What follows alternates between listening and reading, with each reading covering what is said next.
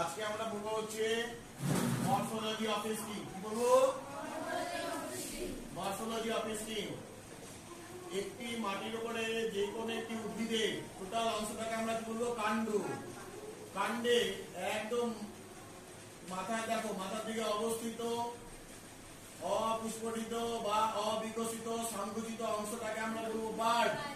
তার উপরে যে অংশটা প্রথমে পুষ্পিত হবে সেই অংশকে বলবো অ্যাপিক্যাল বার্ড। তার নিচে দেখো কাণ্ড এবং হচ্ছে পত্র, তার মাঝখানে যে অ্যাঙ্গেল থাকে সেই অ্যাঙ্গেলটাকে আমরা বলবো অ্যাক্সেল। তার নিচে দেখো যেখান থেকে ছোট ছোট এই ধরনের শাখা পোশাখা বেরোচ্ছে সেটাকে আমরা বলবো নোড। কি বলবো? এইরকম দুটা নোডের মাঝখানে সবুজ স্ফীত মোটাকার অংশকে আমরা বলবো ইন্টারনোড। কি বলবো? বা পর্ব মধ্য।